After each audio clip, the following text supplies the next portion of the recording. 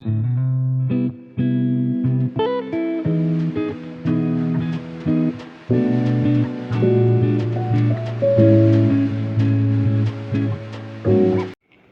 Morning.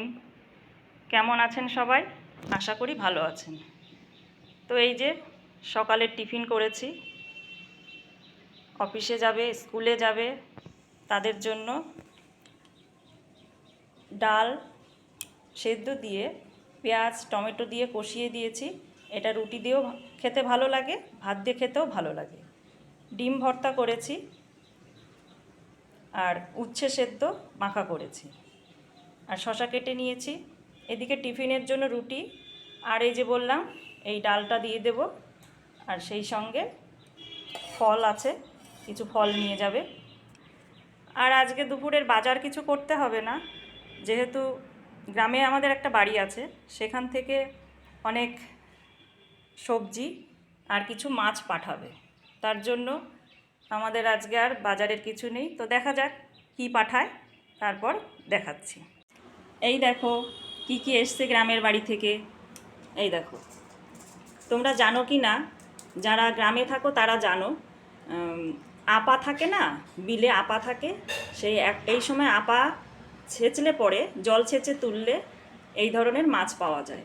তো সেখান থেকে দেখো এই যে শিং মাছ, কিছু কই মাছ, অনেকগুলো মাছ ওখান থেকে পাঠিয়েছে। আর জমির থেকে উচ্ছে বা করলা যাই বলো, দেখো কতগুলো পাঠিয়েছে। এক সাজি পটল পাঠিয়েছে। তো যাক, আমার কয়দিন হয়ে যাবে এতে।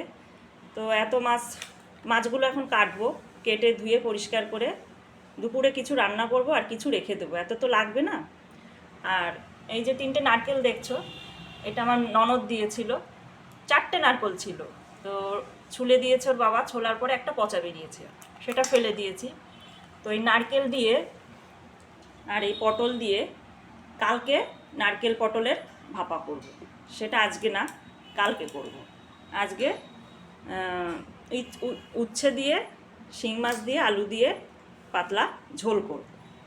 তো মাছগুলো কেটে নিই, তারপরে দেখাচ্ছি। তো দেখো, তখন তো মাছগুলো জ্যান্ত দেখালাম, এখন আমি একটু লবণ ছিটিয়ে নিয়েছি, নাহলে তো কাটতে পারবো না। জানোই তো শিং মাছে কাঁটা থাকে। তো আমি এখন এই মাছগুলো লবণ ছিটিয়ে নিয়েছি, এখন আমি আস্তে আস্তে এগুলো কেটে নেব। আর এনাকে দেখো, ইনি দিব্যি বসে আছেন মাছের গন্ধে। কথায় বলে, ছেলে বড় হলে বাবার হাতের লাঠি হয়, মেয়ে বড় হলে মায়ের হাতের লাঠি হয়। তো দেখো, আমি আজ কি বলবো, আজ এত গরম পড়েছে, সত্যিই কষ্ট হচ্ছে।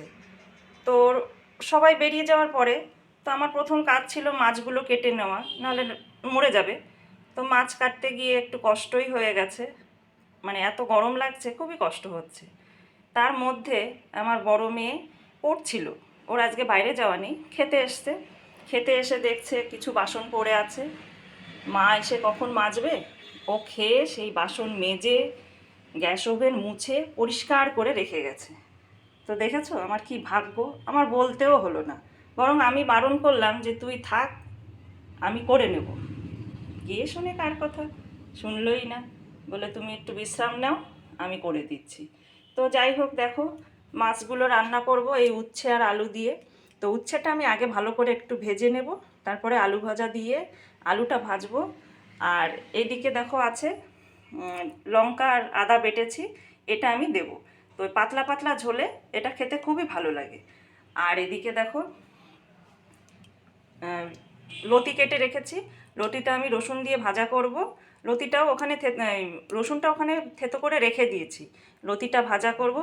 একটা আম ছিল, আমটা একটু শুকিয়ে গেছে, মানে পাকা পাকা হয়ে গেছে, তো এটাকে একটু পাতলা টক মতো করে রেখে দেব, এটা না হলে নষ্ট হয়ে যাবে।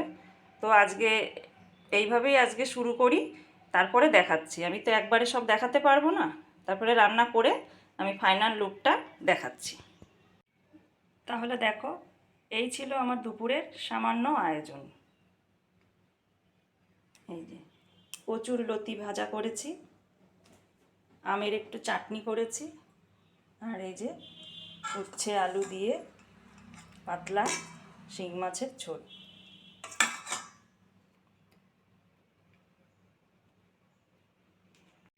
এনাকে দেখো, বেচারা গরমে যেখানে ঠান্ডা দেখছে সেখানেই শুয়ে পড়ছে। তো দেখো, তো শুয়ে থাক, আমি রান্নাঘরটা গুছিয়ে নিই। সকালে বড় মেয়ে গুছিয়ে দিয়েছিল, আমি এখন রান্নাঘর গুছিয়ে কিছু জামা কাপড় আছে ধুয়ে স্নান করে নেব। আর বড় মেয়ে সে তো বলেই রেখেছে পুজো আমি করে দেব, ও স্নান করে ও পুজোটা করে দেবে। তাহলে আজকে ভিডিওটা এখানেই শেষ করি। তোমরা তো সবাই দেখছো, কেউ তো কিছু বলছো না, কেমন হচ্ছে? ভালো লাগলে একটা কমেন্ট করে জানিও।